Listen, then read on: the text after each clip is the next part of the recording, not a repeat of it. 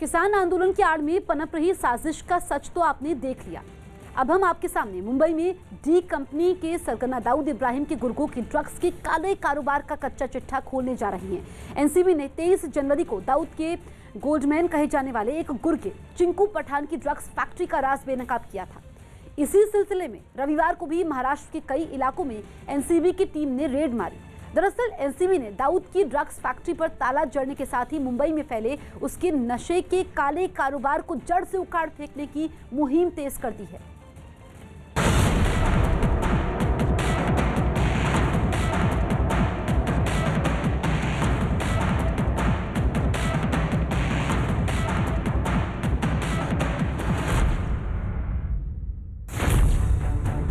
News 18 की बड़ी तहकीकात। गिरफ्त में दाऊद का गुर्गा। डोंगरी में ड्रग्स फैक्ट्री। दाऊद का गोल्ड डॉन। तस्वीर नंबर 1। एक अलमारी की ड्रॉर को खोलता एक हाथ। ड्रॉर से रंग बिरंगे पैकेट में रखे सफेद पाउडर को निकालते दो शख्स और ड्रॉर के ऊपर रखे सफेद पाउडर से भरे कुछ प्लास्टिक पैकेट। Video number 2। सफेद पाउडर से भरे एक प्लास्टिक पैकेट को दिखाता एक शख्स।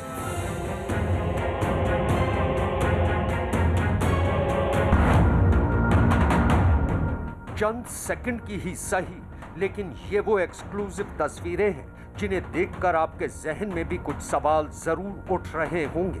लेकिन जब आप इन दोनों वीडियो के पीछे की हकीकत जानेंगे तो हैरान रह जाएंगे। इससे पहले हम आपके सामने इन तस्वीरों का राज खोलें, उससे पहले हम आपको कुछ और तस्वीरें दिखाते हैं।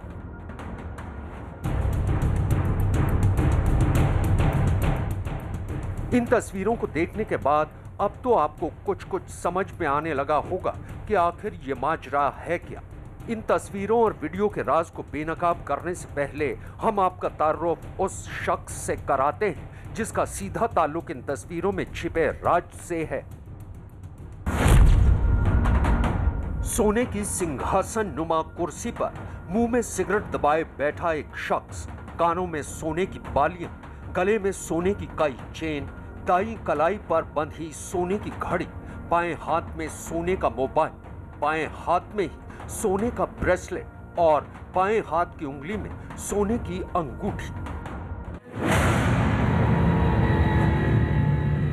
यही वो शख्स है जिसका ताल्लुक उन तस्वीरों से है जिन्हें अब से बस कुछ देर पहले हमने आपको दिखाया था। और अब उसी शख्स का एक वीडियो आपको दिखाते हैं। एक जीप से नीली टी शर्ट पहने उसी शख्स को उतारकर एक इमारत में घुसते कुछ लोग। आइए अब आपके सामने इस शख्स का राज भी खोल देते हैं। नाम परवेज खान और चिंकू पठान। काम ड्रग्स का कारोबार। पहचान दाऊद इब्राहिम का गुर्गा और डोंगरी का गोल्ड डॉन। ये परवेज खान और चिंकू पठान है। अंडरवर्ल्ड डॉन दाऊद इब्राहिम का गुर्गा और डोंगरी में ये गोल्ड डॉन के नाम से मशहूर है। लेकिन फिलहाल दाऊद का ये गुर्गा अपने सोने के सिंहासन से दूर एनसीबी की हवालात के सीखचों के पीछे उसकी गिरफ्त में अपने ड्रग्स के काले कारोबार के हिसाब का कच्चा चिट्ठा खोल रहा है। चिंकू पठान 70 के दशक में मुंबई के पठान गैंग के सरगना करीम लाला का पोता है।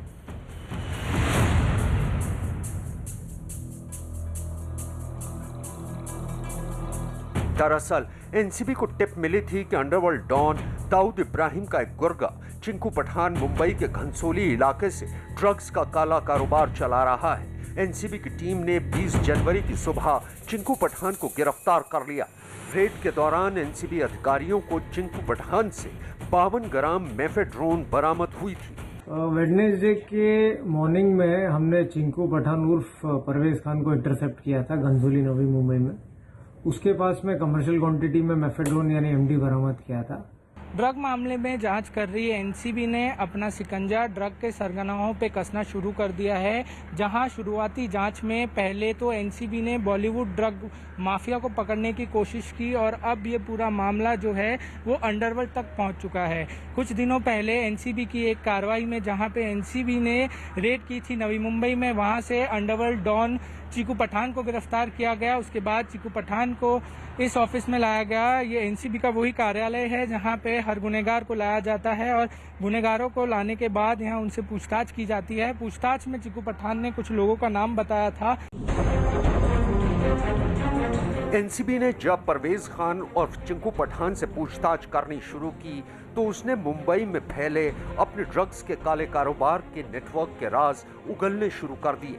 चिंकू पठान से पूछताछ के दौरान एनसीबी को दाऊद के एक और गुर्गे आरिफ भुजवाला के बारे में पता चला।